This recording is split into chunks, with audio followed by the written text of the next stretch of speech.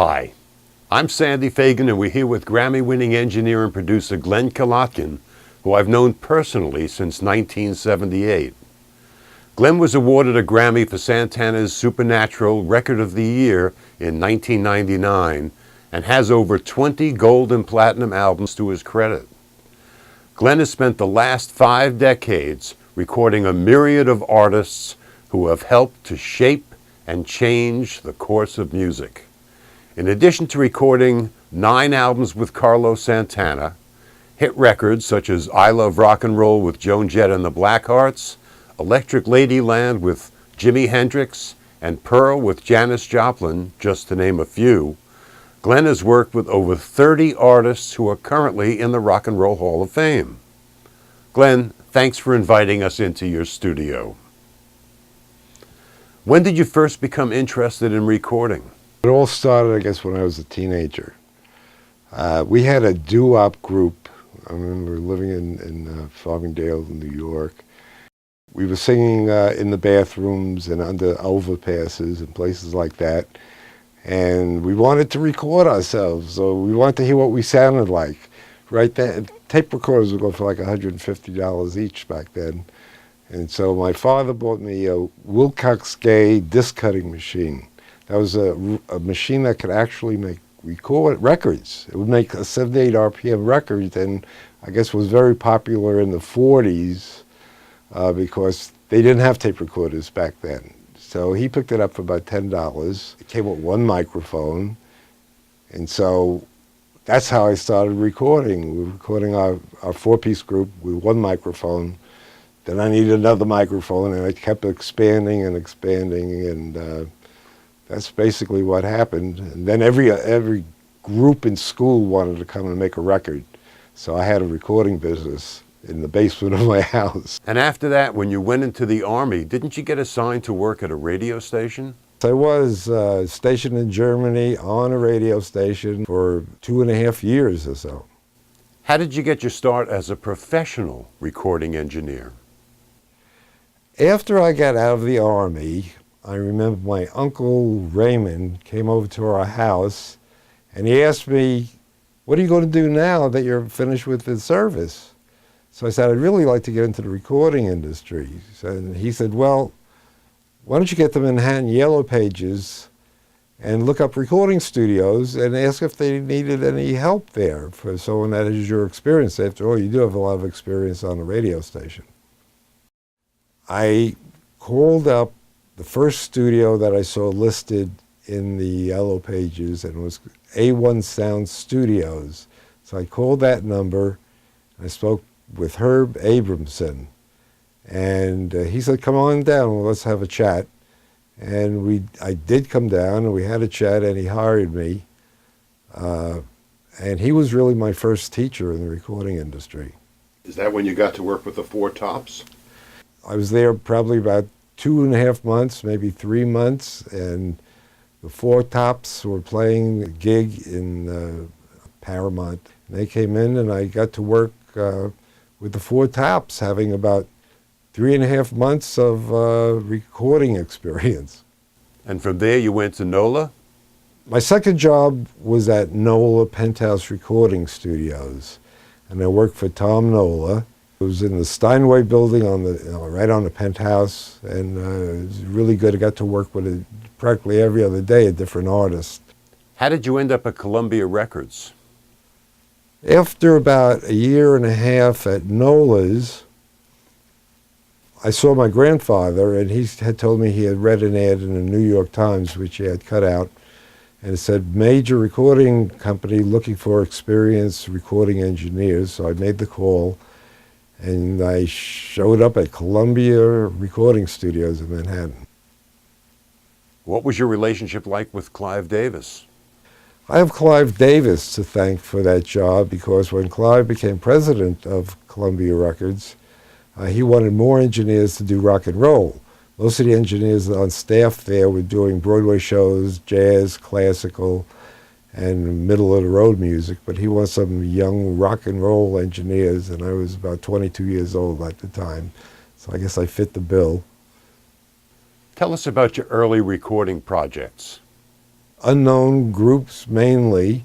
And then one day I got a setup for a studio session, and I asked the studio manager, who's coming in? He said, I don't know who's coming in. Just set up the studio that way. Well, I did, and in walks Jimi Hendrix carrying a whole bunch of tapes under his arm. And he told me, I've been working on this album for quite a while now, and I'm not happy with it yet. And the album was Electric Ladyland. And who else did you work in the early days? The Rolling Stones came in, and I worked on Her Majesty's Santanic Request album. You also worked with many R&B acts, Aretha Franklin, Gladys Knight and the Pips, and Chuck Berry.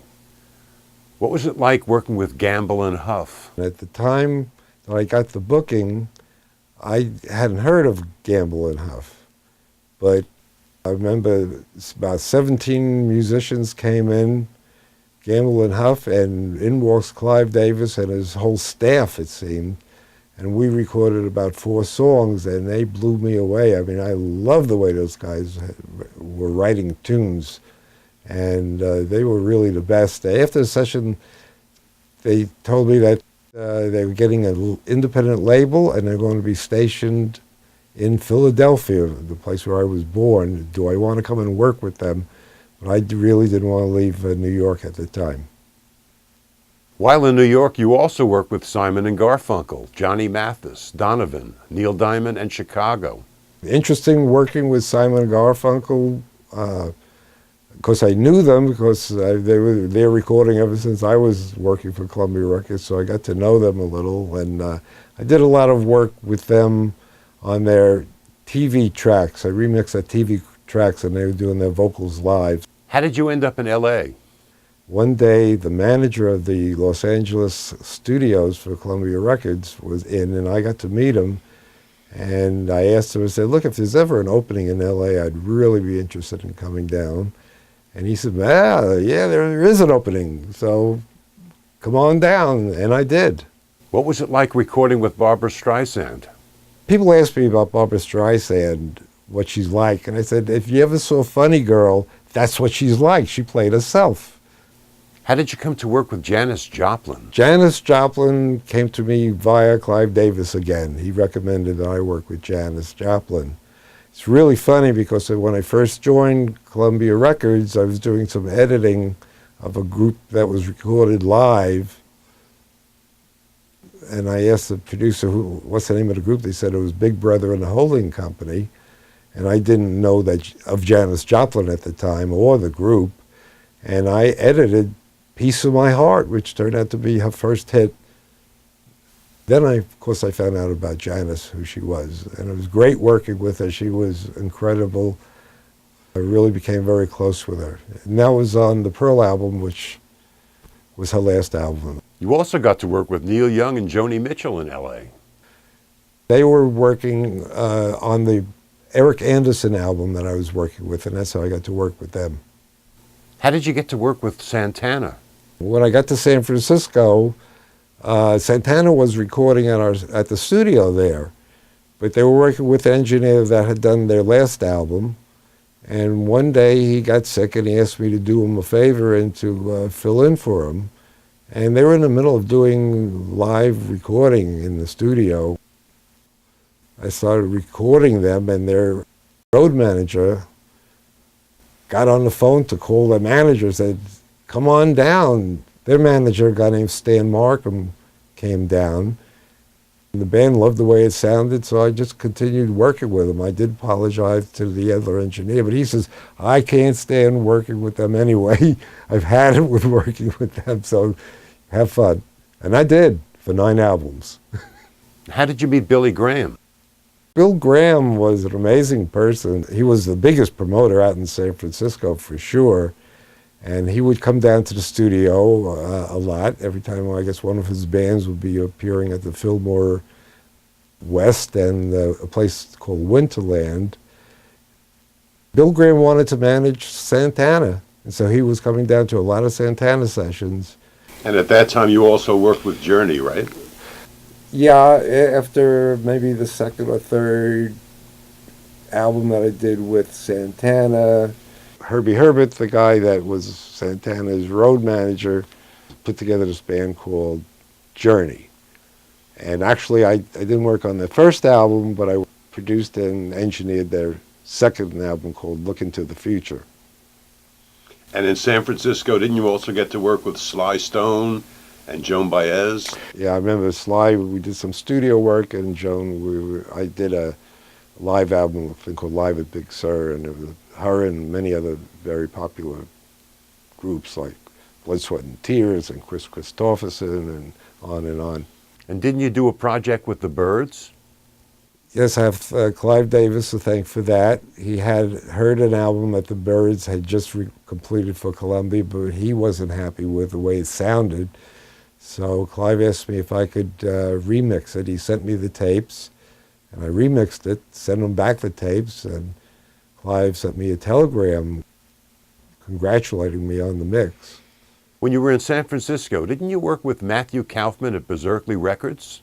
Yes, Matthew Kaufman started Berserkly Records.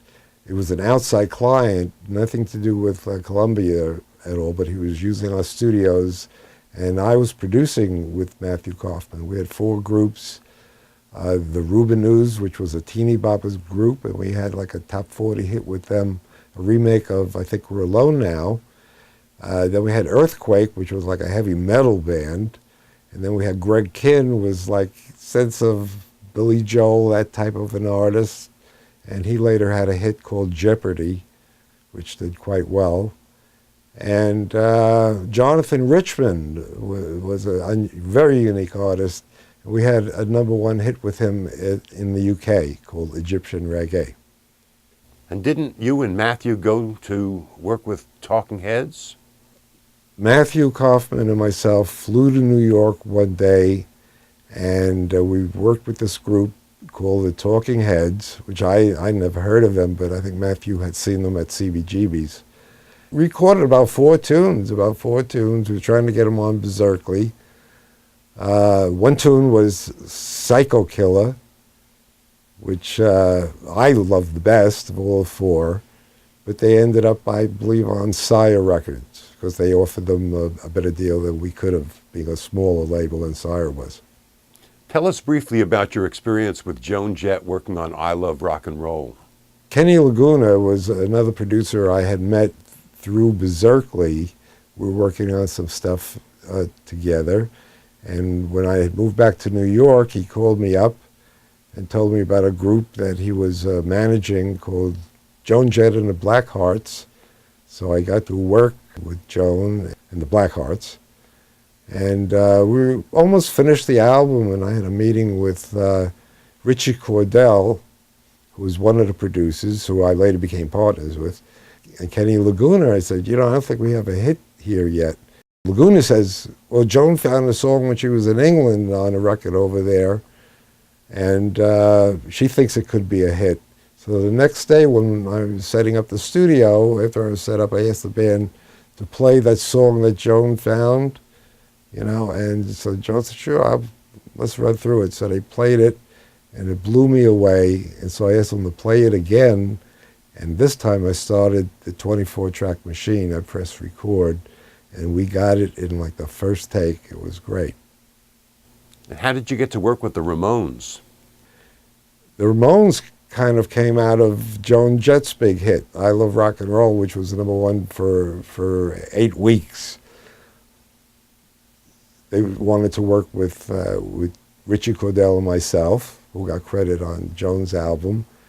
And so I worked on with the Ramones. Richie and I produced and I engineered the record called Subterranean Jungle. And it was really fun working with the Ramones too, especially Joey was quite the person. And did you also work with Black Sabbath? Yes, I worked with them. I recorded them some individually on some albums, and then with them in a live concert we worked together. Didn't you also work with Robin Gibb of the Bee Gees? I worked with Robin Gibb, came into Kingdom Sound one day with Jimmy Ruffin. Robin had written a song called Hold On to My Love, and Jimmy was to sing it, and he did. And while we were working on Jimmy's vocal, I had this idea that, gee whiz, since Robin Gibb wrote it, and I know he could sing, I asked Robin to sing that song for Jimmy, just to hear how he would sing it, since he wrote it. And so he did. And then we finished up Jimmy's vocal, and the record goes gold and to about number 5 on the national charts. And it seems now you can even find the version I did with Robin Gibb, which is the same backing track as Jimmy Ruffin used, but just Robin Gibb's voice on it. And it was a rough mix. It was just a guide vocal, but now someone put it up online and you could find it on YouTube. And then you went to BMG, right? I worked at BMG, yes I did. And you worked with Madonna? I worked with Madonna. How did you get to work with Bob Seger? I was out in Detroit doing a album with a group called the Rockets.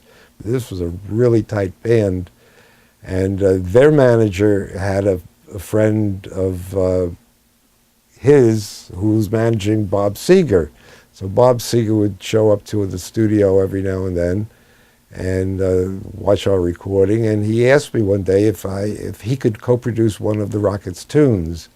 And I said, sure, Bob Seger, why not? You also recorded several jazz artists.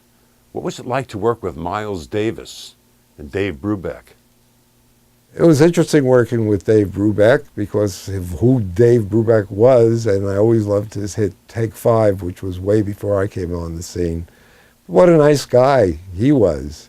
As far as Miles Davis, I was working with a guy named Tio Macero, who was Columbia's big jazz producer on a bunch of different jazz records, and Tio called me up one time when I was working in San Francisco, and he wanted to record Miles Davis at Stanford University, and that's what I did.